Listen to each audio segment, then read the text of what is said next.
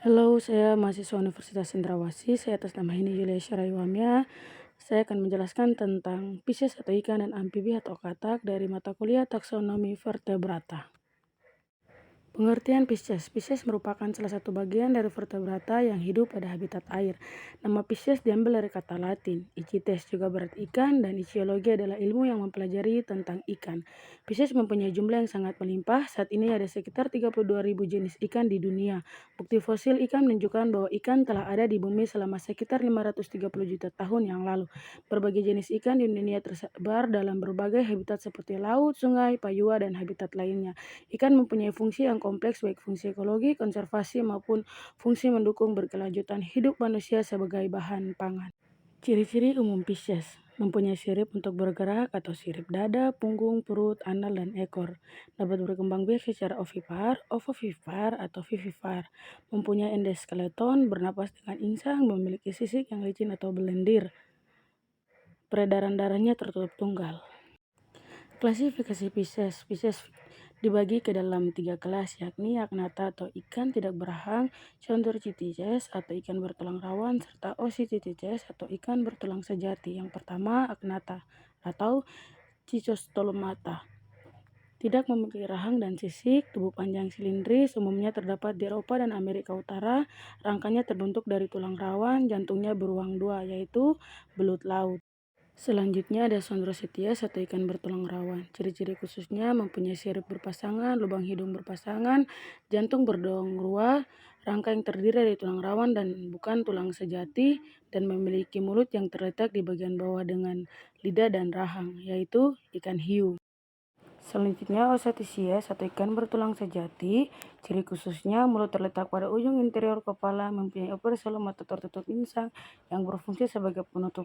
Bernafas dengan paru-paru dan insang, umumnya bersisik sebagai ekskeleton, hidup di air tawar, laut, dan rawa-rawa. Jantungnya hanya memiliki satu ventrikel, yaitu ikan terbang. Selanjutnya, sistem pencernaan pada Pisces. Sistem pencernaan pada Pisces akan mulai dari mulut ke hati, dari hati ke esofagus, dari esofagus akan masuk ke dalam lambung, dan dari lambung akan masuk ke dalam polyrhizosum, dan dari polyrhizosum akan masuk ke dalam usus, dan dari usus akan masuk ke pankreas, dan paling terakhir akan keluar melalui anus. Ada juga sistem pertulangan pada Pisces, yaitu tutup insang dan sirip dada. Ada juga sirip punggung. Setelah sirip punggung ada sirip tambahan, dan di bagian bawah ada sirip perut, ada sirip dubur, dan yang terakhir di belakang ada batang ekor dan sirip ekor. Ada juga sistem saraf pada Pisces, yaitu yang pertama sistem saraf pusat atau sistem nephrum centrale disusun oleh otak, dan yang kedua encephalon dan sumsum tulang belakang atau medulla spinalis, dan yang ketiga sistem saraf tepi atau sistem nervorum prepericium disusun oleh saraf otak atau nervis cerebralis dan saraf spinalis atau nervis spinalis. Dan yang keempat, sistem saraf otonom disusun oleh sistem saraf parisimpatis dan sistem saraf simpatis. Dan yang terakhir, organ perasa khusus atau special sensus organs terdiri atas organ gurat sisi atau linea literalis atau hidung, telinga, dan mata. Selanjutnya ada sistem reproduksi pada Pisces. Alat reproduksi ikan A atau betina dan alat reproduksi ikan B atau jantan. Yang pertama, yang A yaitu betina, ada ovarium, oviduk, dan saluran urogenital. Dan pada jantan ada testis dan vas deferens atau saluran sperma dan juga saluran urogenital. Selanjutnya ada sistem integumen pada Pisces atau ada beberapa jenis-jenis sirik pada ikan. Yang pertama ada ctenoid atau sirik yang berada pada ikan mujair. Yang kedua gonoid, sirik pada ikan julung, dan yang ketiga siloid, sirik pada ikan salmon, dan plasoid, sirik pada ikan hiu. Ada manfaat pada filum Pisces. Yang pertama, sumber protein hewani di vitamin A. Yang kedua, mendorong berdirinya pabrik-pabrik pengawetan pada ikan-ikan. Dan yang ketiga, ikan sebagai bahan praktikum atau penelitian demi perkembang dan kemajuan di bidang ilmu pengetahuan. Dan yang keempat, usaha untuk tempat rekreasi dan tempat pemancingan. Dan yang terakhir, sebagai sumber mata pencarian. Selanjutnya, saya akan masuk kepada penjelasan yang kedua, yaitu amfibi atau katak. Pengertian amfibi. Amfibi berasal dari bahasa Yunani yang artinya amfi berarti kedua dan bios berarti hidup. Amfibi berarti hewan yang hidup di dua tempat, yaitu hidup di darat dan air tawar. Hewan yang hidup di dua alam atau darat dan air disebut amfibi. Dalam taksonomi, amfibi adalah salah satu kelas vertebrata atau hewan bertulang belakang bersama dengan Pisces, reptil, aves, dan juga mamalia. Amfibi adalah salah satu kelompok hewan yang memiliki keanekaragaman tinggi. Morfologi amfibi.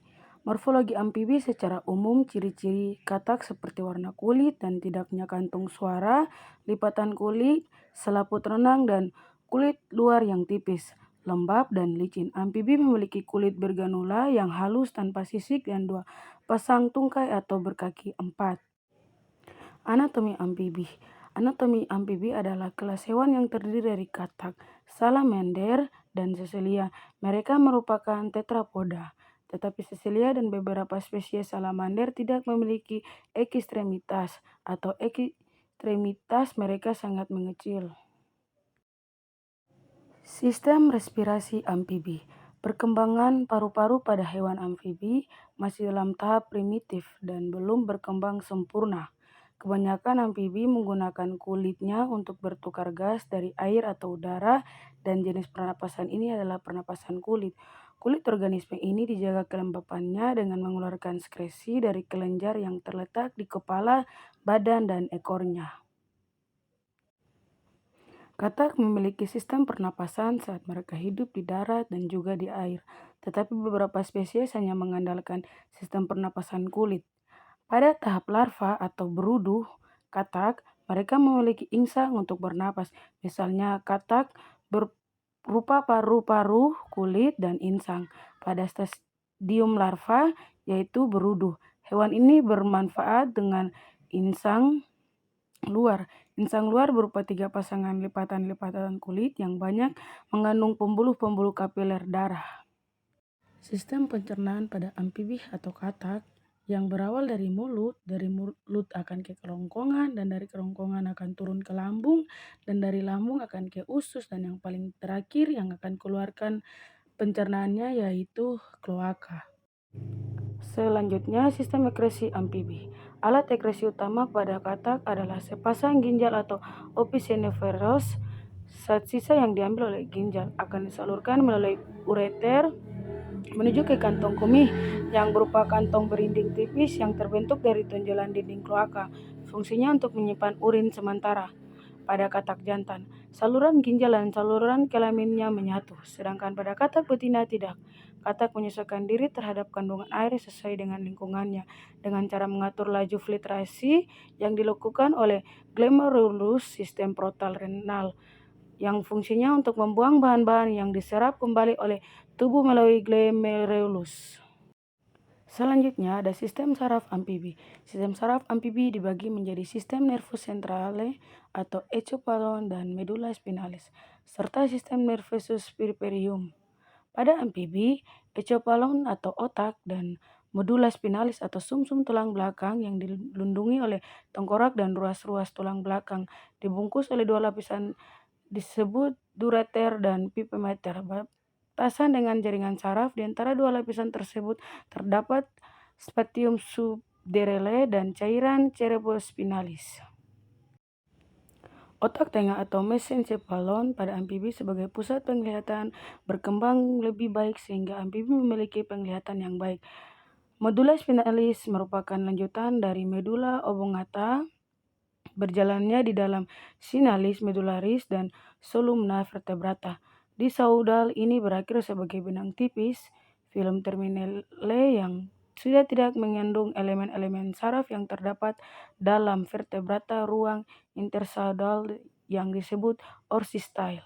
Di sini ada gambar otak, yaitu dorsal dan ventral. Keterangannya yang pertama otak besar, kedua otak kecil, ketiga otak tengah, keempat sumsum penghubung, kelima pusat penciuman atau lobus olfacarius, dan yang keenam pusat penglihatan atau lobus apiticus.